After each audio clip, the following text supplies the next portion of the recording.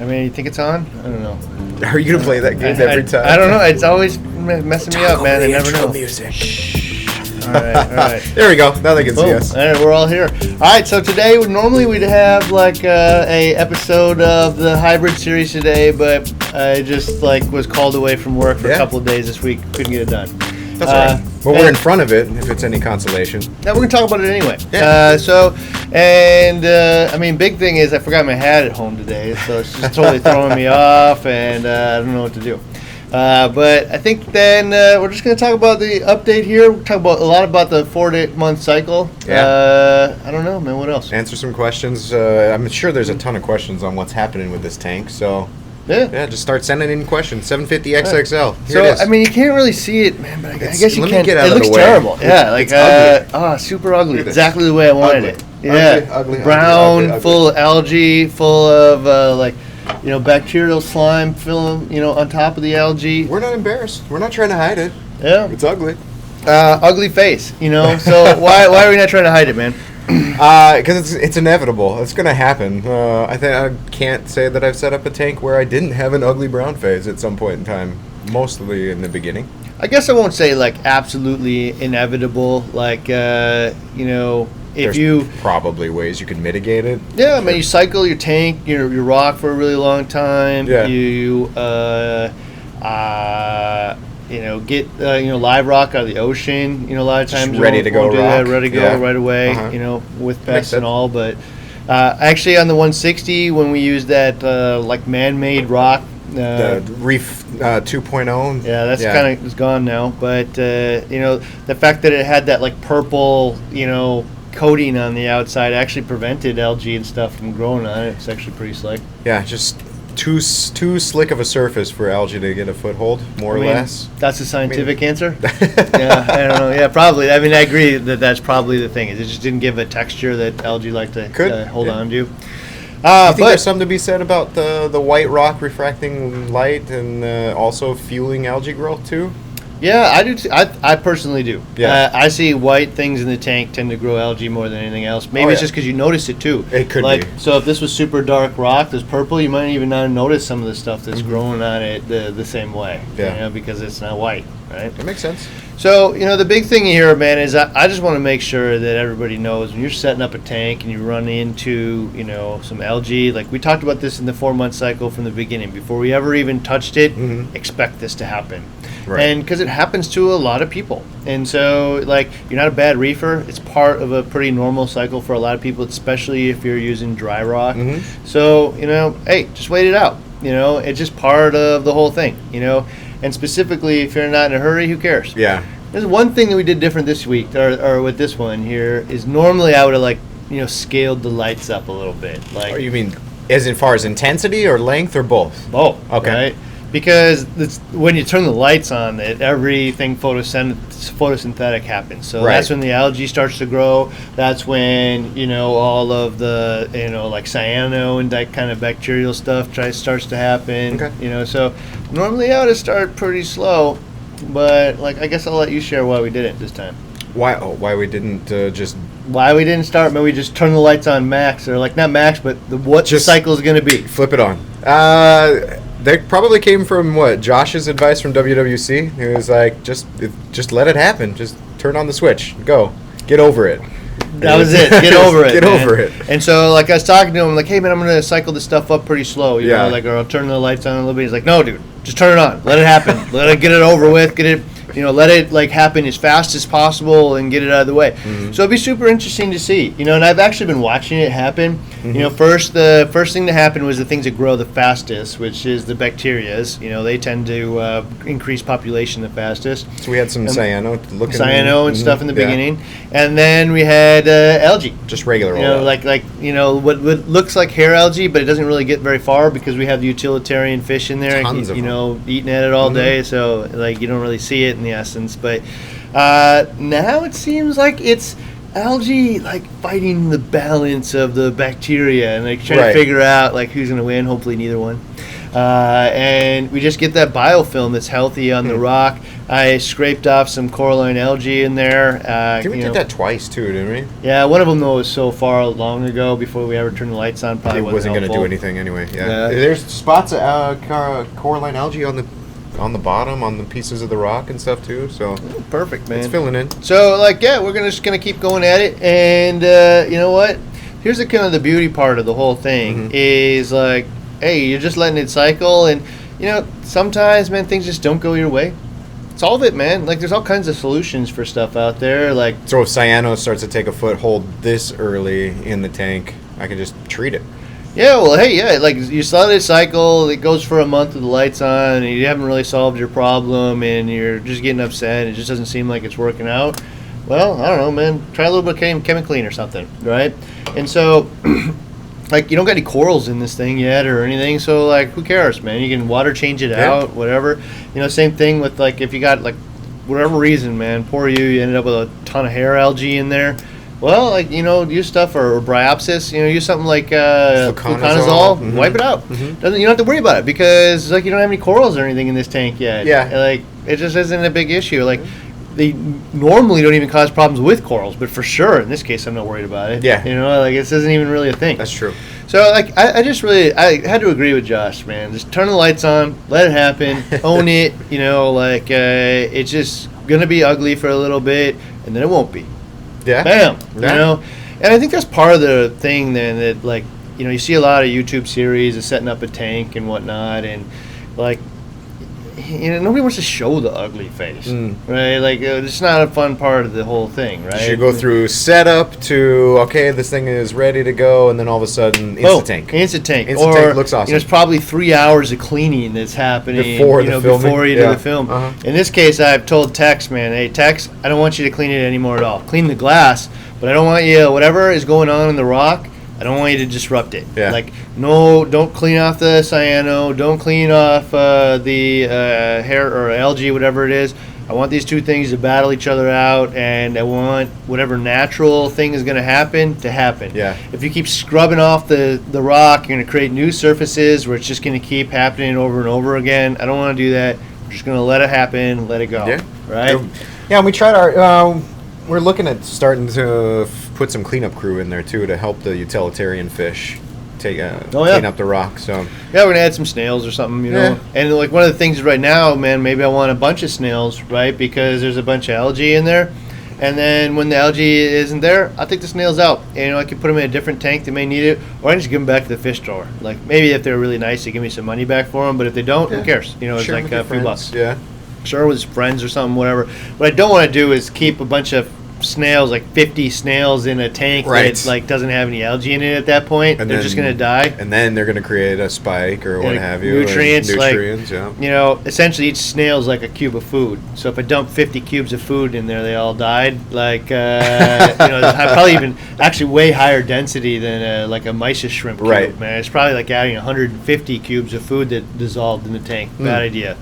You know, and they're all day long, each one of them is adding, you know, nitrogen and phosphorus through respiration or biological function, I should say, into the water all day, every day too. Yeah. You know, so from what they're eating. So, and in case if there's no algae, they end up actually eating their own tissue. You know, that's what, you know, animals do.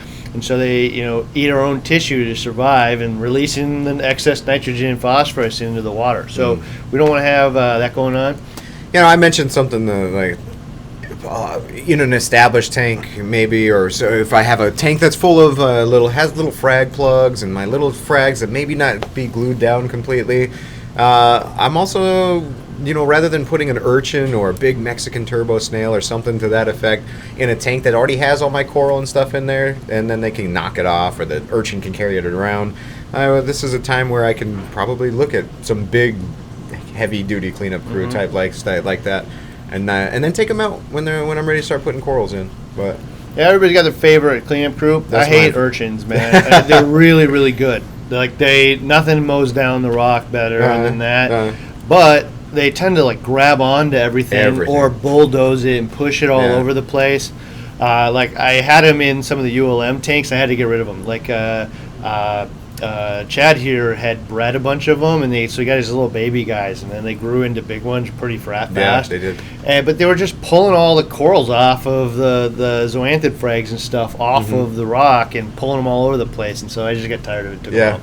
Yeah. But luckily they're actually really easy to find and take out, so it's not a big problem. But in a tank like this where I don't have any corals or anything yet, man, throw some urchins in there. Again, they're pretty cheap, especially if Chad breeds them for you.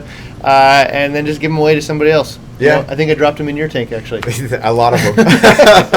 Another thing was we were talking about beforehand is like, hey, maybe if you're your first time into reefing and you're kind of following this process, you've never had a Fowler tank before. You never had, you're looking at getting into corals down the road. But right now, this is a Fowler tank. And for like 4 months or 5 months until I put my tester corals in, I get to feel like what it's like to have just fish only and some rock. It's true, man. And true. Not something I'd personally do, but there's some cool looking fish in there. Something to look at. Yeah, I've always actually, people are going to chastise me for this, but, I've always wanted a fish-only tank. Like, I wanted a tank where you get big, beautiful fish. Yeah. Like, I really like eels, man. Okay. Like, so I've had a golden dwarf moray eel, which was mostly reef safe. Yeah. And didn't, just his mouth is too small to really eat, many fish or anything. It's a big pain in the butt to feed and whatnot, but he was super cool, man. I just like eels. I can't help it. And that guy, man, it was the craziest thing, dude. He was so hard to feed, and it was so hard to get him to understand what food looks like, when it is. And then one day, man, I dropped in a pair of flame wrasses, which are $200 plus a piece, even at wholesale, right? He knew what that was. Man, the thing shot out of the rockboard, grabbed onto it, and coiled it around. And I shot my hand there and freaked him out to get him to let go of it, and the fish is already dead. Oh wow! Man, that was 13 seconds. I couldn't believe it. For a fish that seems can't see anything, man, it sensed the stressed fish in there immediately and went right after it. Yeah, so that was pretty crazy. Oh, my fish only with Dream Tank. It's got to be a giant. So I need 200, 300 plus gallons. I like the look downs. These big dinner plate silver fish, that's swimming around in schools, and big giant tanks. That's it. That's all I want. I don't think I'll ever do it, but I always kind of want it. I don't know. I don't think I could restrain myself and only do that. Yeah. I don't know. Maybe. So let me see here. So we got a 4-month cycle here. We slowly ramped up. We didn't slowly ramp up the lights. Josh told us to turn the damn thing on as fast as possible. We talked about the chems already a little bit. If you run into some problems, man, treat it here. This is no problem now. Yeah. This is the time. So whatever. Sometimes things you could use. Right now, if we thought it was algae was an issue, we could definitely use GFO and make sure that the phosphate is so low that it prevents algae growth, and it's not going to affect anything else in the tank. Yeah, pull it off later on as we need to. Corals and stuff aren't in here, man. So there's some thoughts on what super low phosphate may cause other issues, but in my experience. And this kind of goes against some people saying, but my experience, GFO works so well that it gives you a really false presence of how well your tank's doing. It's really good at pulling out phosphates. Yeah, and so because of that, there's no algae or anything in the tank, right? And algae is non-existent, and you just feel like a really pristine looking tank. Meanwhile, nitrates are going through the roof. Oh yeah. Right? And one day it catches up, man. One day the GFO, gets exhausted, or there's some new source of phosphate. Boom, algae, man. Oh yeah. So it gives you a little bit of a false sense. There's some people out there that think there's a relationship between, phosphate and nitrate, and one of them is super low that you might boom, some kind of bacterial issue, like cyano maybe, or or dinoflagellates. Yeah. Mm-hmm. Good theory. I'd love to explore that more, and I won't say right or wrong. I don't know enough. I haven't seen anything convincing enough to say that one of those two in an aquarium environment is really going to achieve that. Some type of unequilibrium in the tank. the problem is it's really anecdotal. So like I have cyano, and we've all been trying to figure out cyano or dinos or whatnot forever, right? Mm-hmm. And so we're like, well, hey man, what if low phosphate was the issue? Well, okay, then like raise your hand right now if you have low phosphate and have dinos. Like, well, a bunch of people. If I looked at a room of 1,000 people, I'd probably see 50 raise their hand and say, well, what about those other 950? Yeah, they've got like dinos on a too. Forum, like, oh man, there's 50. Like, oh, it must be this, for sure, right? Yeah. And it may be. Man, in a room, if I had the same thing and 950 raise their hand, like, I know I'm for sure. For sure. Yeah. But like in a less more anecdotal area, it's really hard to definitively say that, right? Yeah. So I think we're probably like a few weeks away, man, maybe 2 weeks away from putting some test corals in here. So I'm thinking I might scrape off some more coralline algae and dump it in there somewhere from some tank, and maybe even take a piece of rock that has some coralline algae and put it somewhere in there. Somewhere. And I think we're probably a couple weeks though from putting a test coral in here and just making sure that it's being maintained. The corals are happy, and then I'm going to schedule like those guys to fly in from worldwide, and we're going to pimp this tank. That's what we'll call the episode too. Is that what we're going to call it? Pimp this tank. All right, sweet. And man, we'll get it excited, get it going, man. So one of the things, man, we want to talk about, like almost every series that we do, and I look back at the end of it, and I'm like, you know what? There's some things that I would have done different. Okay. Right?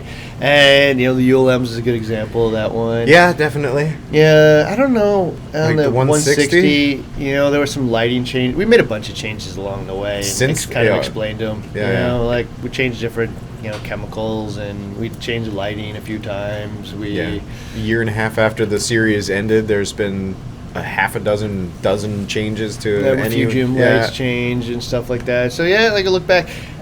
So we're only a few months into this one, and, I looked at it and I asked Randy today, man, like, what would you do different?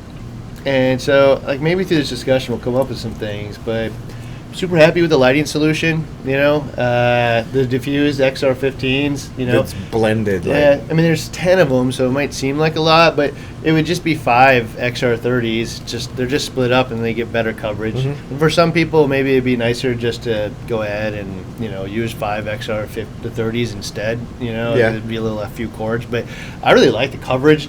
This was we went down with the par meter to try to even. I mean, it was so flat in there, I couldn't believe it. More flat even than some of the T5 implementations we've done. Okay. Yeah. So it was so easy to we're looking for that 250 range, one way or another, 100 points, and it was like, oh man, turn everywhere. To 70, dude, and we're done. So it's what we're running is the modified EB Plus program. Yeah, from WWC. It's the exact same program that they use on their tanks, just a little less intensity for ours. Well, we turned it to 70%, and it was just so easy to set up. I couldn't believe it. With the par meter, oh man, that's what it is everywhere in here because we distributed the light so well. There's no little pinpoints of light. It's just a blanket of light in the top. So I don't think we're going to have any problems with shadowing or anything. I mean, there's a big mass of cords, but coming out the back, but it's not obtrusive, really. I hate cords, man. That one doesn't really bother me that much. Yeah. Another thing I'm super happy with was the flow solution. You could use the Vortex or not. I like them because the cords aren't in the tank, and I hate cords. But the having two opposing pumps on each side, the big 60s, having 2 points on each side, and then having one on the bottom, and then one on the top and the back, has really kept everything suspended the whole time. That's true. I was just telling them before we started how we were talking about the flow and stuff in here, and I can't find one point where there's a pile of detritus. No. Between the flow pattern that we have on here, it gets kicked up and put out down the overflow. I can't find one either. I bet you there's somewhere. There's a spot where there's a spot where there's collecting large pieces of rock, but as far as lightweight detritus, there's just no pileups. Visually, I can't see anywhere that is collecting anything. So super awesome, man. The flow solution's working really well. The roller mat thing that we put on, modified the sump for here, was working super well. We changed it once now in the last... The roll, Yep. Yeah, it's gone on quite a while. And now that we've had fish, it's rolling a little faster, but it's still holding up. I just looked at it yesterday. Yeah, so we only changed it once since we set up the tank. That was just the other day. The Brightwell bricks, the export bricks, have fit in that area super well, and they're working out really easy. I was able to cut them down a little bit. They're definitely a lot harder than what I was using before, so holds up a little better. And what else? Calcium reactor. We've got the Camor pump hooked up there. We're running the calcium reactor. Like just finished up our first round of like testing pH and calcium reactors and effluents and stuff like that. So we found a set point for this one. Like we're gonna set it at like 7.2 and run the 20 mils a minute. And it's not. There's no hardly any, if any, demand in here. But that's we found out that that's pretty good for keeping up what we need to. It holds it at like 8 DKH. So. Yeah, and so also I'll just say when we spent a lot of this morning talking about calcium reactors, and in this one we put the Super Reef Octopus, has a DC pump in it, and then we used the Vortex one in the 160, and some of the tests that he's doing. And what I found so far is I wasn't really sure how valuable the little degassing chamber was on the side of the Vortex one. Is it really important that it creates that surface area for the air-water interface to work? And I still don't know about that, if that's super critical. But we did find is that little chamber with the little red tubies in it is where all the air collects, right? All that extra air, whether it's CO2 because you purged out all the air, or build up CO2 down the road, or just air that is just built in there. It's not in the top of the lid. It's not getting sucked through your pump and making all this noise. It's just stuck right in there. Yeah, because it's a small pipe that expands to a big pipe. It allows an area for the air to separate. And so it's water on the bottom of that thing for the most part. Yeah. And air on the top, which means all that air isn't getting sucked into the pump over and over again. Which is where the noise comes from, right? Yep. For the most part. Makes it quiet. Yeah.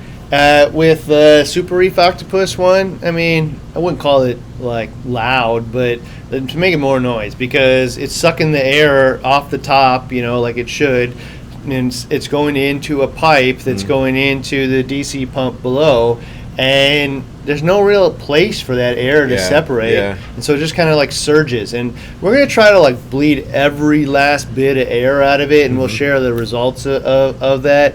But I have a feeling it's just going to build up over time again, because there is air inside the CO2 container and other gases and whatnot. I think it's just going to build up again, but we'll find out. We're going to get all the air out as much as we can and see. But, I actually had the opposite expectations I had, because it has a super quiet DC pump on it. I thought maybe this one was actually going to be quieter than the Vortex. Turns out the Vortex with the AC pump is actually significantly quieter, right? Yeah. And that little gas chamber on the side, degassing chamber, works really well. Yeah. So maybe for its purpose, but also at small pipe to big pipe, allows an area for it to separate out. And when I was doing some of those earlier videos on the Vortex reactor and the Camor and pulling or pushing and all those types of videos, I did get a lot of comments coming in how long does it take, or how do you get all the excess air out of the Vortex reactor, and how long does it take? And after running this one, there definitely was 24, 48 hours later to where I came back and there just wasn't air circulating through that. There's air in that chamber, but when you come back 48 hours later, there's quiet. There's none of that. But I don't know, this one's been running for how long now? A month or so, or a month or two or so, I forget. But it still has that air suction. So it still makes some noise. So we learned that from this one. So I don't know. I'm not going to say I would use a different one on it yet. But I really do like the way the Vortex one is panning out, both in our tests and as well as on the 160. So I think that's going to work out really well for us. So the other thing that I thought, I don't think I'd do it for this series, but one thing I would do different, if this was my tank at home, right, is I'd buy all of the rock the moment I decided to do this tank. Because from the moment I decided to do the tank to the time that it actually goes up is, often a pretty long period of time. Oh, yeah. Right? Couple months, more. Yeah, this ain't your first tank. So your first tank, it's actually even then, man, it might be months before you actually set the tank up from the day that you decide you want one. Could, right? yeah. For me, it was I want a tank and I want it like tomorrow, and so overnight until 2 o'clock, 3 o'clock in the morning, I'm setting up a tank until it's done. I can see that for sure with you.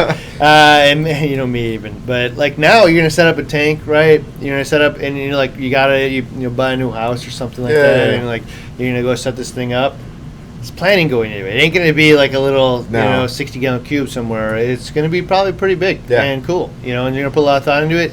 Buy the rock day one. Put it into some kind of container. Throw some shrimp in there. Heat it, circulate it, and get it cycled as much as possible so that you can avoid some of the, or speed up the ugly phase. I can tell you right now, in the E170, we don't have any of that, because that rock actually came out of the old ULM SBS tank. True. And that rock's like a year old. Yeah. Even though no light's been on it for ages, there's a few different fish that have been swimming around in the water there, and we just turned the lights on and like maybe a month ago, and it's not this. No, man. No algae, no cyano, no any of that stuff, because there's a good biofilm, that has grown on the surface of rock that prevents that. So if I could I wouldn't say I'd do it over, because I actually want to see the ugly stage, man. Let everybody here know that, like, hey, this is like normal part, man. Like, maybe you're super lucky you got it didn't happen to you, or you did some things intentionally to make sure it didn't happen to you. Well, great, man, awesome. But for the other people, man, don't be deterred, man. It's just like part of a lot of people go through. Yeah. We've even planned for it. Josh is like amp it up even and make it happen as fast as possible and let the whole biological process play its thing out. And I'll openly say, man, like if you use live rock, out of the ocean, which is pretty scarce and hard to come by these days. Right. You won't run into the same kind of issues all the time, man. It might come with all kinds of other pests, like, you won't be dealing with that now, but like later down a year from now, I'm fighting algae and, parasites and stuff. Weird stuff that I don't know how it got there. Yeah. Just gamble. Maybe it happens, maybe it doesn't. Yeah. But like, I think, there's always a balance between all of it. Yeah. That'd be the one thing, though. If it was my own tank, I would have bought the rock a eon ago and let it just sit in some bins while I was deciding what to do. Yeah. Yeah. I mean, really, we decided to do this project 6 months before we ever touched it. That's true. So maybe even more. I don't know, man. What else? I don't think really there's a whole lot else. I don't think I'd do anything different, which is really nice, refreshing, man. You can look at your project almost when it's near completion and say, yeah, that's worked out just the way I wanted it to. Yeah, man. Like I wouldn't redo any of it. So like I'm pretty excited that that's actually the way it's going. Well, when I set up that 60-gallon cube that I stole from your office, I'm following this same thing. I don't think I'd change anything myself either. Yeah, cool, man. Everything's set up. So let's answer some questions here. Yeah, for sure. All right. So how many XR15s are over that? It's a total of 10. There's 10 with diffusers on each one. Yeah. Yep. So the diffusers definitely pull out some light, but we're not seeing all of that disco ball effect all over it. Yeah. We're seeing a much more cohesive blended spectrum, which is good for the animals that live in there. And to me, man, like I wouldn't run them without it. Yeah. So like, if you can only reason, man, I would run without it, I guess, is if I couldn't, it was just a budget thing, man, because they pull out, 25% of the light or something, and I just can't do that. Yeah. So I don't want to buy more, then I guess maybe I'd run without them. But like it's not just about horsepower, it's about handling and stuff too, right? Yeah. And so like they add performance increases both visually, aesthetically, and probably performance in metabolic health for the animals that rely on the light. Yeah, and if you guys are looking for the schedule, you can either go to the end of the beginning of the BRS WWC series where we did the interviews with the 900, the 500, and the 293. And at the end, we talk about you can just take a screenshot of the sliders and you can follow along. And I think we break that down pretty good. And in one of those videos, or maybe all of them in the description, we created a link with a downloadable file for the schedule for the Ecotech Marine Lights from the WWC. Slightly different than the AB Plus, but it's available out there if you're interested in it. So one of those lights, or check out the 300 or the 500, 900, or 293. Yeah. And there'll be a link in there just so you want to download the exact thing. Keep in mind though, like it isn't the intensity needs to be changed for your tank, right? Yeah. So hopefully we have par meters for rent at this point. I think we're ramping up on some. I don't know, man. Sure. I've been bashing heads around here, but making sure that we have those available. But it's $50. You can send it to the actual par range that you want. But yeah, go find the schedule there. So all right, what else we got? Let's see. Ryan, when do you think you will be seeing a new house tank? No way. From Tristan. Where's that? The third from the top on Facebook. He wants to know when you're building your house tank. Man, how would you know, man? So the opposite of what we were going to do today, the other option was to go to Ryan's new house and do a live stream from there and talk about. I mean, I want to know how Tristan knew that this was There's coming. A bug in your office. He's listening. You think that's it? Okay, so for those who don't know, I just bought a new house. I got a new family, and Did you get a new family? Well, yeah, brand new family. Yeah, I swapped them out. For the first time, I had to pick a house based on a school system. Oh yeah. There you go. I never even had to ever think about where I was going to live based on a school system. So anyway, so we moved and we bought a new house, and we haven't moved yet. Actually, we're gonna move on the 8th or whatever. Yeah. And I think on Monday, man, we're gonna show you where maybe some tanks are gonna go. I don't know. Live stream. Yeah. So we'll bring you in and.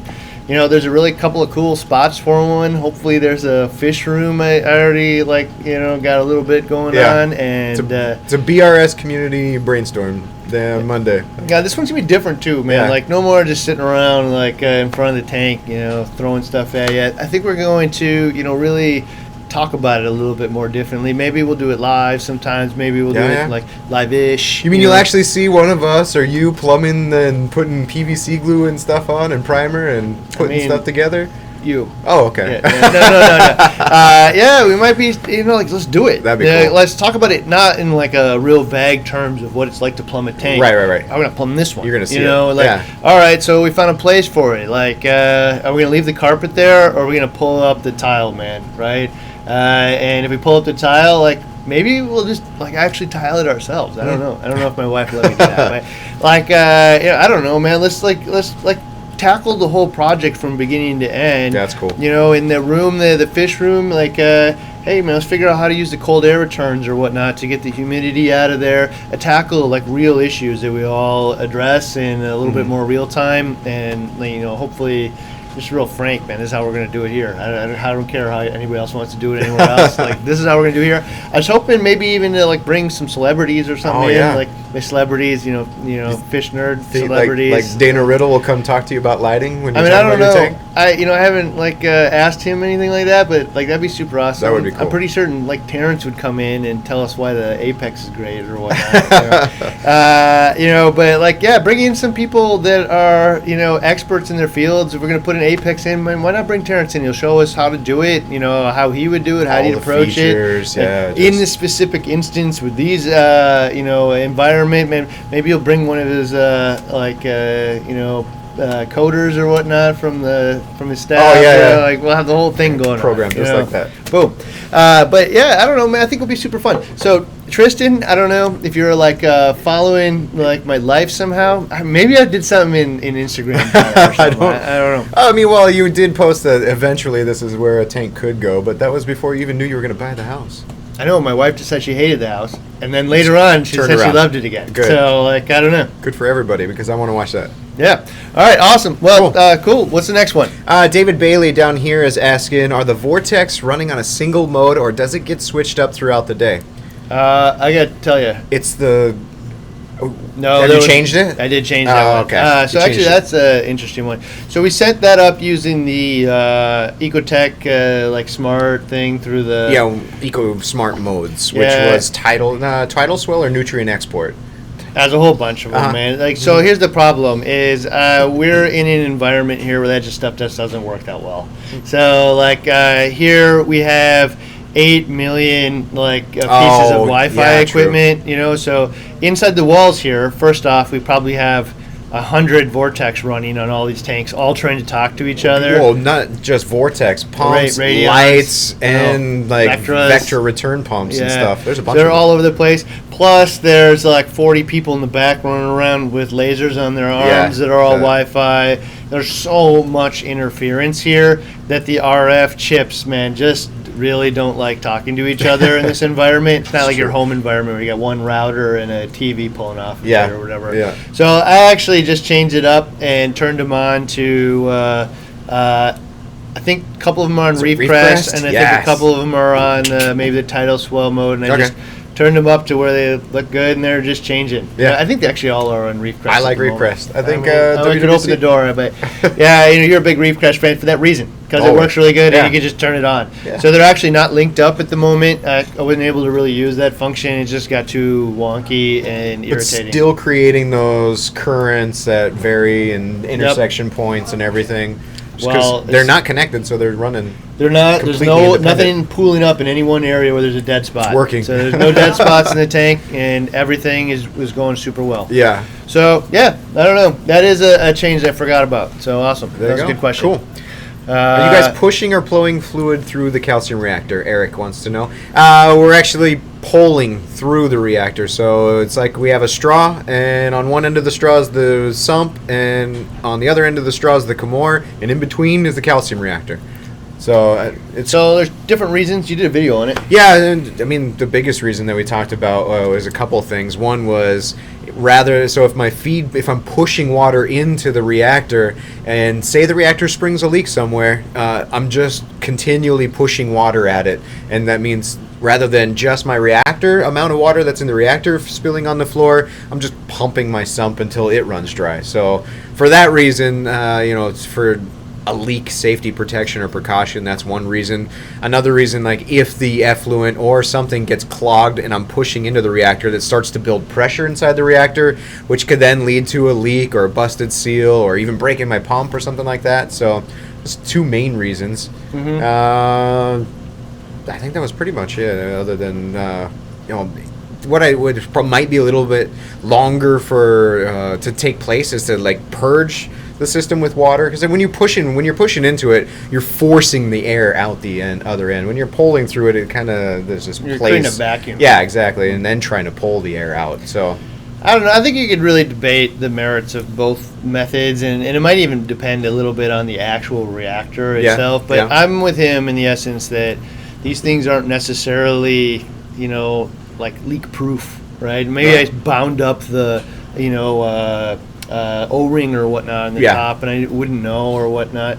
So I think it's nice that if you are sucking through the top and there's a leak, you're just going to end up sucking air, right? Yeah, at one point it's just going to drain until it's air. It's air. I'm not pulling water. If I pump into it, I am going to create a leak somewhere and just keep feeding it forever. Constantly, right? yeah. Hopefully you would notice the salt creep and whatnot. But that's what we're doing right now. And if that changes at some point, we're like, you know what? Aha moment. Pushing. We'll change it to the other one. We'll tell you exactly why. Yeah, cool. All right. But right now, we are pulling. BRS, have you noticed diatoms with using the calcium reactor media? No. I would be really shocked if that was a cause of them. And again, I think related to earlier in the video, like if I got 1,000 people in the room that had diatoms, and if I said, do you have a calcium reactor, and 10, 15 people raise their hand, and you're like, no, that's not the reason. But if I did it on a forum, 10 people are like, yeah, me too, like it seems definitely like that was the cause.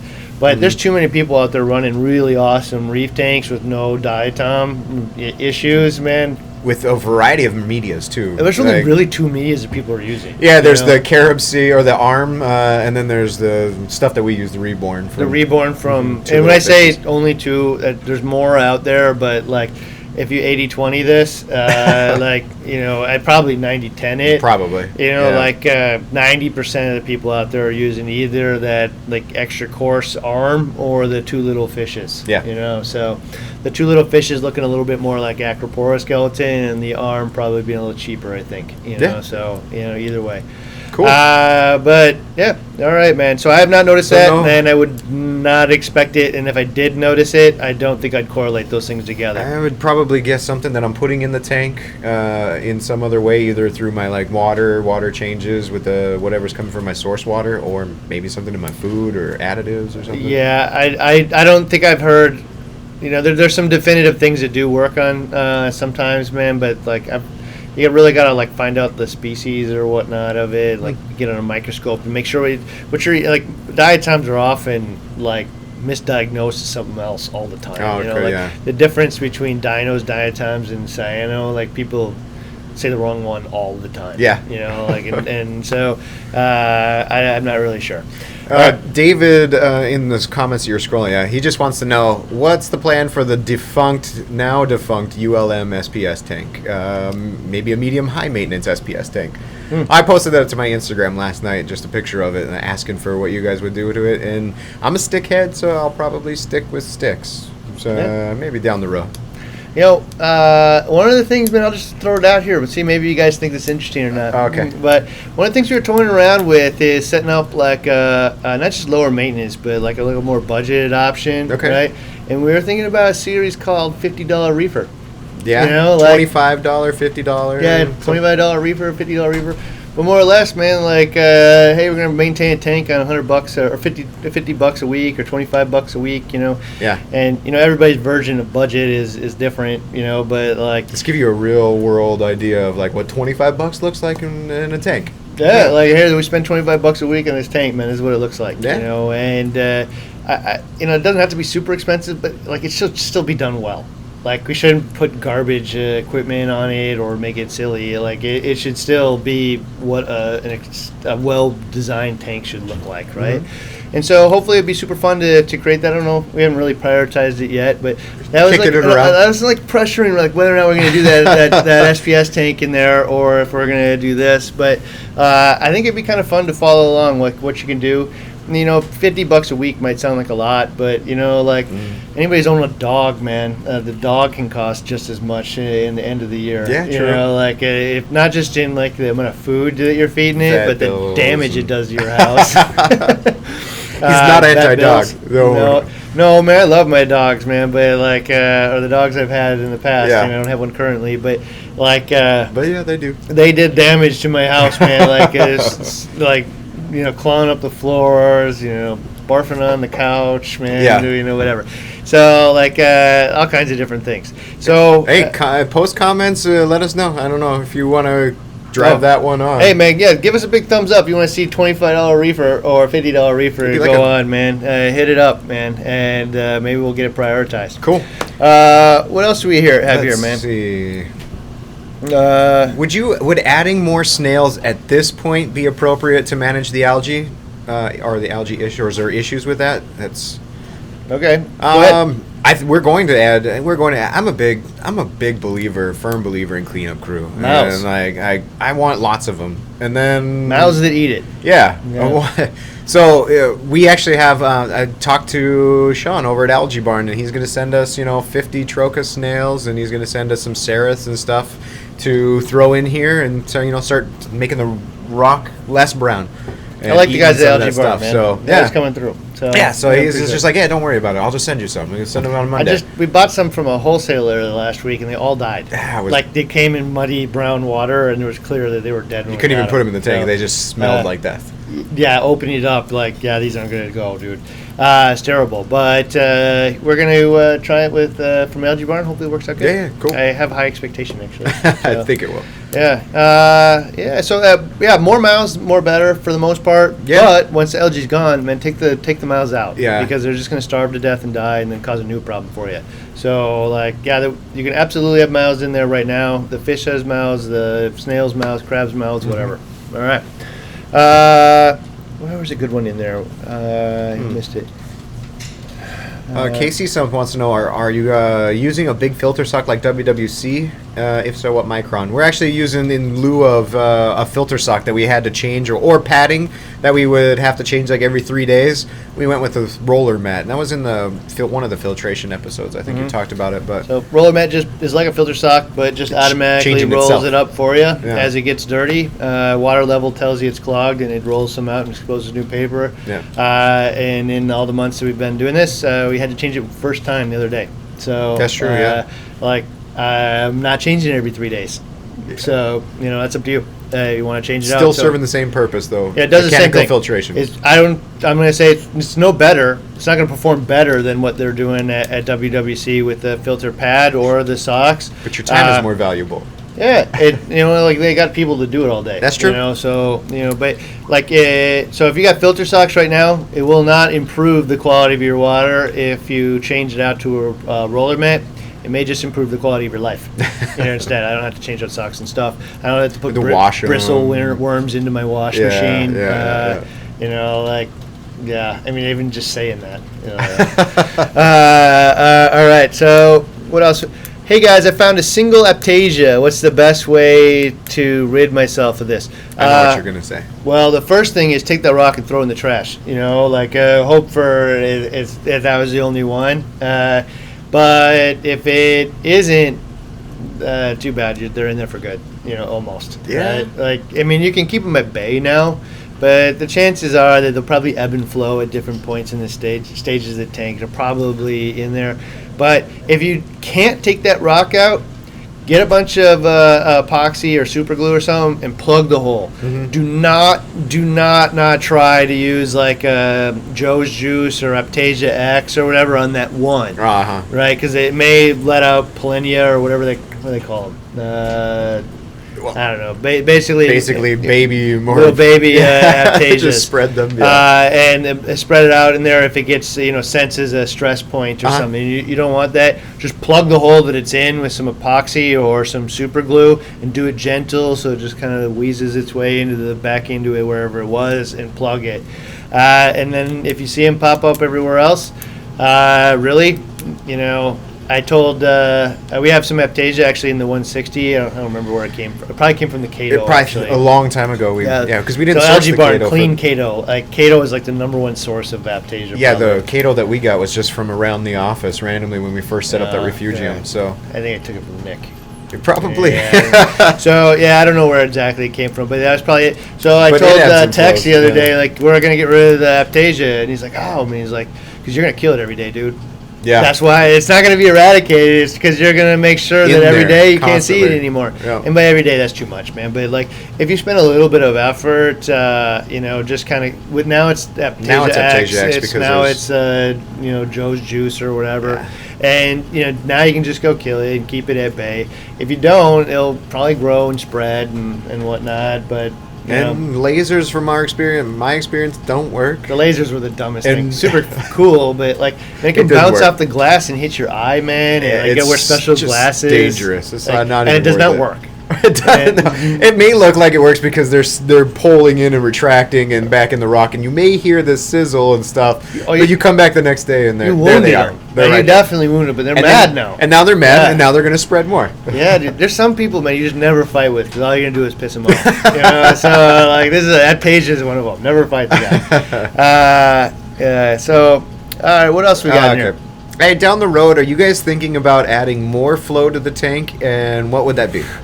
If I added more flow to the tank, it would be absurd. It would. I don't think so, man. Having three of an MP60 on each side and then two MP40s, one on the top and one on the bottom of the back, is more than adequate.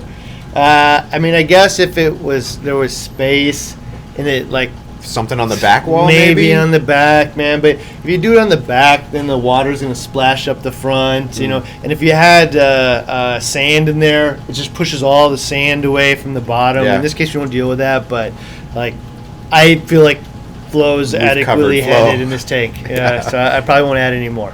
Yeah. When do you plan to add test corals, and what's a good way to make sure they're attached solidly? Well, so what we do here a lot of times, so we'll probably add the test corals in a couple weeks. We're just monitoring the tank. It kind of seems like we're hitting the edge of where the The brown. brown stuff is starting to scale back already. So I think we're not that far away. And to attach it, there's two things, man. I always break my corals off the plugs. I hate seeing those plugs in the tank. Round top plug. Yeah. I hate seeing it visually, the actual plug itself. Well, even when it grows over, you get an encrusting coral, I know it's under and you there. can still see the plug shape. The round shape. I hate it, man. And if you have like some acropores and stuff, that some of them just like don't, or some sticks anyway, just don't build the base out the same way. And especially if they're bigger to begin with, and they just never get light down there from the begin with, there'll always be this tiny spot. Yeah, I just don't like it. So I always break them off. Second piece of breaking them off is no matter what anybody says that they don't have pests and when they got it to you. Yeah, maybe not. I don't know. But if you dip it and get all the adults off of it, and then you cut the bottom off and leave a little bit of it on the plug, usually all the eggs and stuff are right at the edge on the bottom of the plug. Right. Not on the actual tissue itself. And so wherever the edge of the tissue is where they lay their eggs usually. If you clip it, you can probably solve 90% of all pest issues if you dip and clip.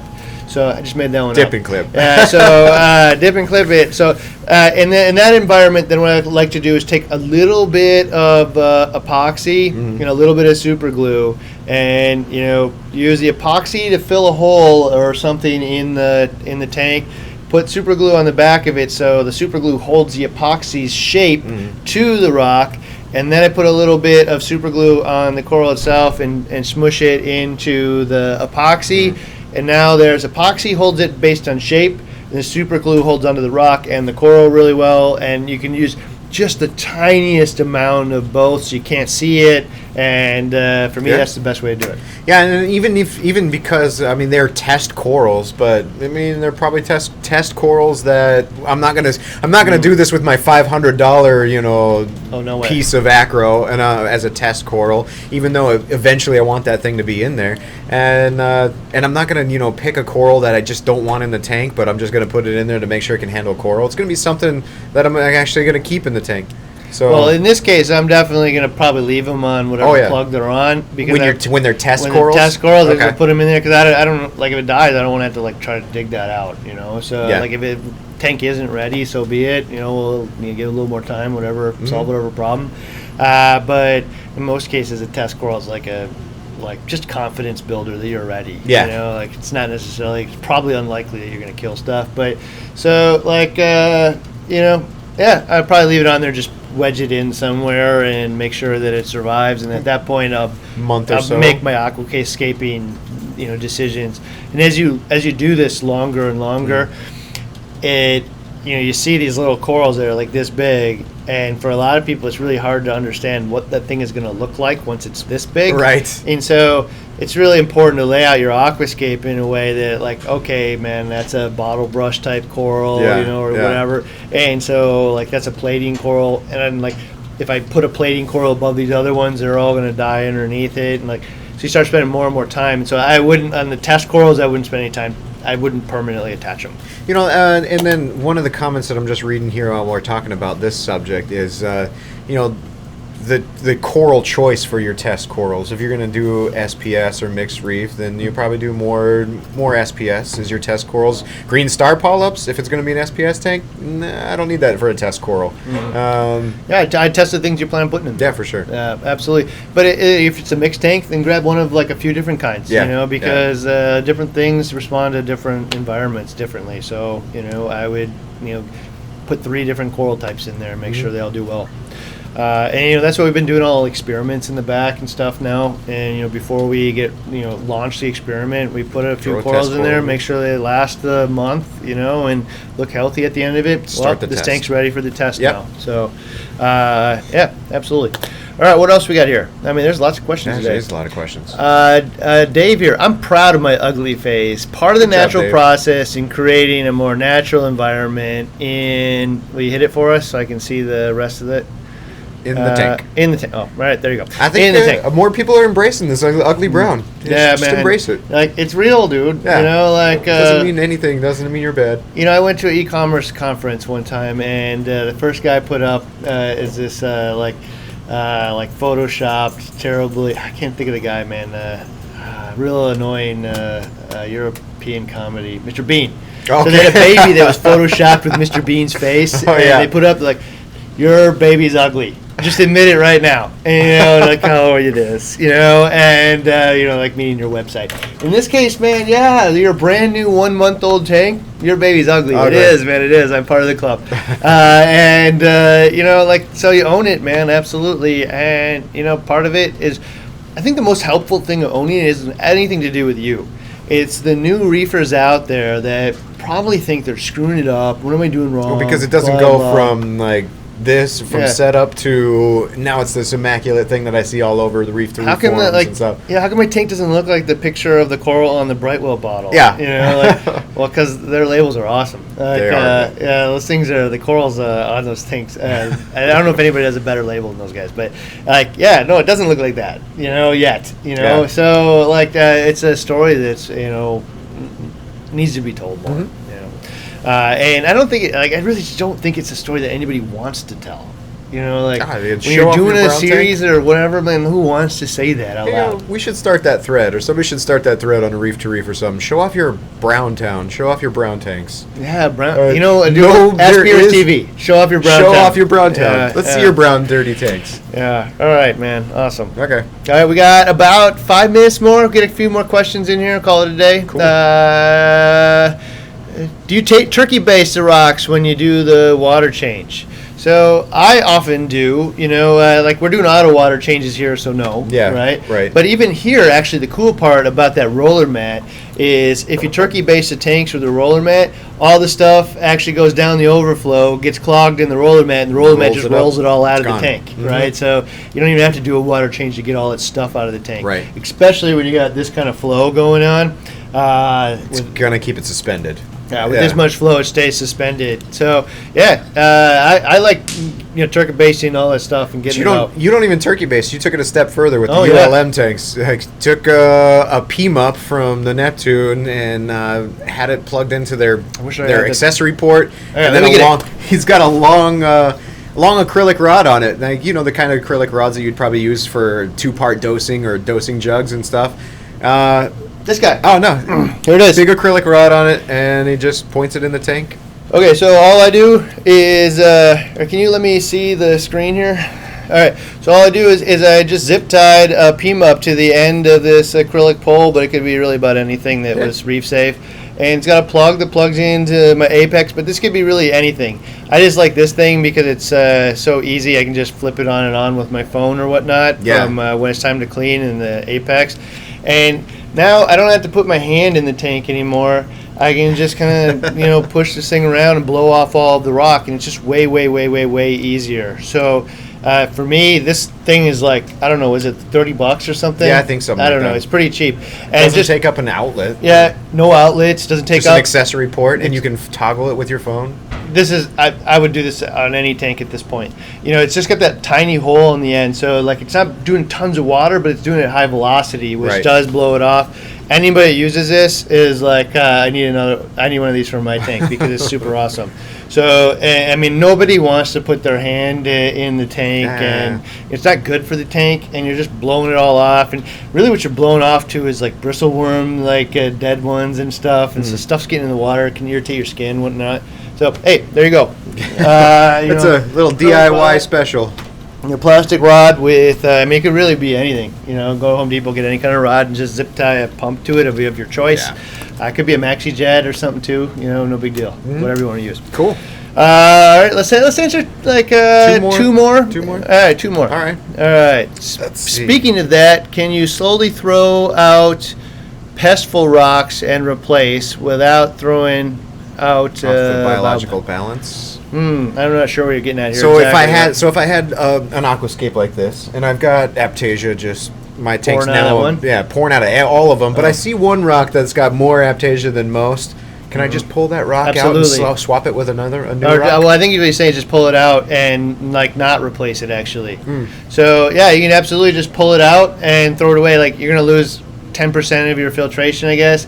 But in this case, the bacterial load is so big that it can replace that thing like almost instantly. So I wouldn't worry about it at all. Yeah, cool. What else? One more good one. Does running higher mag levels help with green hair algae? One of the things we never really figured out, and like some people got some theories on it, but like people used to use TechM to kill Bryopsis. And it seemed like the only magnesium supplement that you would use. Like if you tried it with our. Sometimes it'd work with ours. It just take way, way, way longer. Yeah. And we're talking like 1,500, 1,600 parts per million. You have to wrap it way, way, way, way up. So. The thought process was there was some kind of impurity in the TechM maybe that was doing it. I don't know. The other thought process is like when you add that much magnesium to the tank, you're actually increasing the salinity way, way, way up. Okay. Like if I raise my magnesium from 1,300 to 1,800, the salinity of the tank went way up. Using a higher concentration of mag chloride versus sulfate, like ratio? Yeah, it's just adding all the chloride and sulfate along with the magnesium. It just takes a lot to raise it up that many points. Yeah. The other one is you add a lot of sodium or chloride actually with the TechM who's adding a ton of chloride, so maybe it's excess chloride levels, but it's actually ratio would be really small. You know. So there was a lot of theories out there, but it was working on Bryopsis, like not necessarily hair algae. And then there's the fluconazole, the refluxes and stuff like that of the world that. I've seen the fluconazole, man, is like a miracle cure for Bryopsis, right? Yeah. Like for people who have been, I've seen so many tanks that are overrun with Bryopsis, and Bryopsis is one of those things where like it just doesn't care about nutrients or whatnot. It's probably because it's a preferred method of nitrogen source, probably ammonia. So it's probably sucking up the ammonia before it could ever even show up as nitrate. And fish don't seem to have any appetite for it at all. Yeah, no, fish don't seem to, only a handful will ever go after it. And it just seems like to be one of those things that used to just completely shut down tanks. Like it would overrun it and you're done. Like you can't beat it. Scrubbing it off usually didn't really, just set it back a little bit. And then people found the magnesium thing, but to get your magnesium up with the Kent TechM was like a lot of money. Yeah, man. Like it was each a lot. Was expensive. You were buying gallons of this stuff. It was super expensive. So now though, the fluconazole thing, I've seen it used many times now. I did see for whatever reason.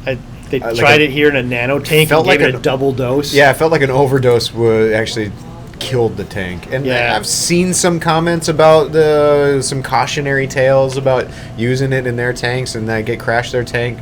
That's why I always default to, no matter what medication, I have to start with a quarter dose and then add another quarter dose and then add another quarter. I don't know. Yeah, well, yeah, why not, man? And then sometimes you just want to get it in and out as fast as possible, but it kind of depends on the type of tank you're doing. So here, I don't know, if I had a big hair algae problem, man, bam, just do it. I don't have any corals in here. I don't worry about it. I can just change the water out. Try some different Go things. to my Apex and say, hey, do 30 gallons a day for whatever amount of days. I'm done. It's out. I don't even have to do the water change. Yeah. I just get it out, and and I solve my hair algae problem or whatnot. So the fluconazole, I haven't used the fluconazole for hair algae actually. Does it work that way? I don't think so. It doesn't work on hair algae. I don't think so. You sure? Yeah, I think we've had a couple tanks, like Zach's tank. He used it for Bryopsis on his tank. I know it works on Bryopsis really well. For sure. So I don't know. We haven't had any hair algae problems here to use it on, so I don't know. I don't really answer that question, but we should find out. We should try it out. Noah's Noah's tank's a good candidate. Does Noah have? All right, He Noah. got ceiling water. Yeah. He got ceiling water in his tank. Oh yeah, there was a drip through the ceiling. It was in his. It grew out a bunch of algae. Who knows what's in that ceiling water? Yeah. But okay, so getting back to Sam's question, does running higher mag levels help with green hair algae? I don't know. I don't. I know it helped with Bryopsis. I don't know if it helps with this. And Bryopsis, it might have been an impurity with a specific brand. Might have been whatever. Yeah. I don't know. So don't know the answer. Sorry, Sam. But I wouldn't think that it solves that because I haven't heard anybody ever say that before. Be screaming it from the mountaintops. Yep. Yeah. You want to do one more, or are we done? Let's do one more. There's probably a good one in Let's there. See here. Let's do one more.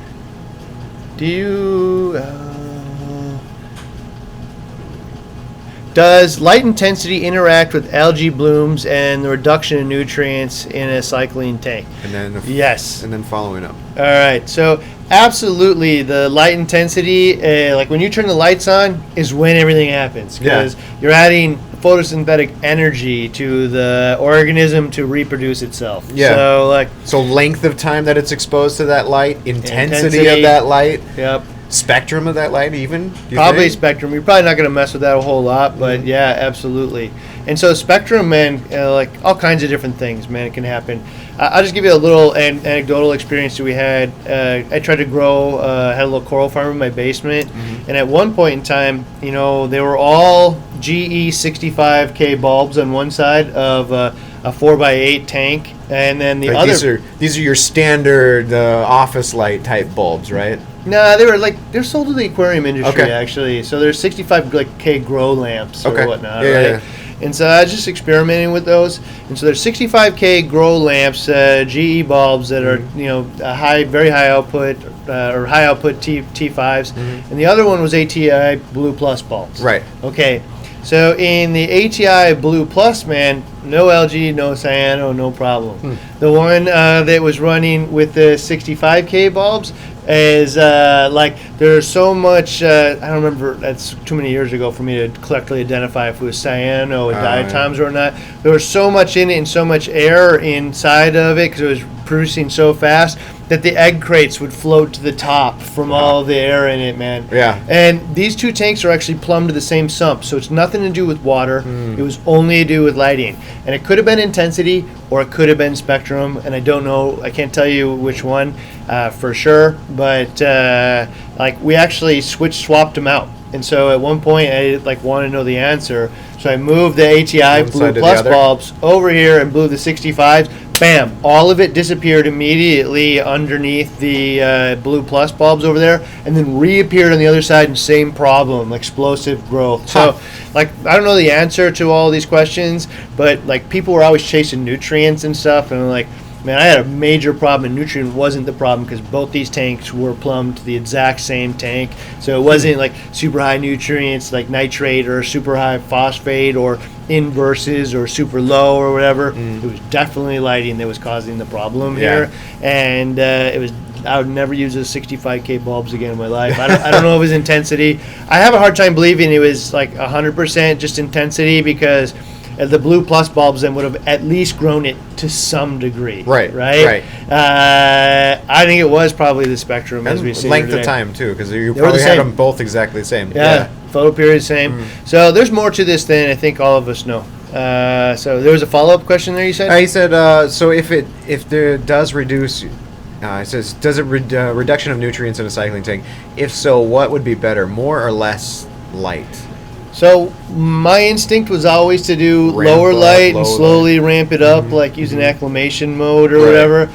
In this case, Josh told us, man, just hit it. Just hit it, turn it on. The spectrum, the length of time, everything that you're going to use when this tank is up and running, hit it with it. Just hit it. It will play itself out faster. You'll be over with it sooner. It will look ugly, high five the ugly, and move on with your life. So I guess this is the first journey I've had with just turn it on and get it over with. So, hopefully Josh looks like a brilliant person here.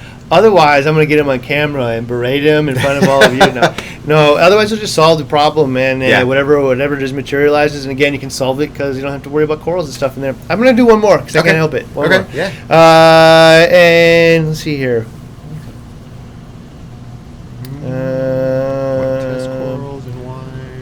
I took my sand out, went bare bottom. Good. Now I'm getting a crazy amount of diatoms. Why and how do I solve it? So this is one of those things, man, that everybody doesn't really know how to solve. Hopefully, if you took out your sand, you took it out about 1 cup at a time.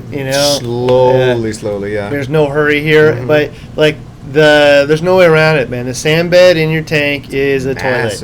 It's a fish's toilet, man. All the poo settles out in there. All the rotten food settles out there, and it just goes in there. And if you doubt it, go to some area in the tank that doesn't get a lot of flow and stir it up and watch the yellow poo come out. And so it could be all kinds of ugly things that are in there. It could be chemicals breaking down there, trapped in there.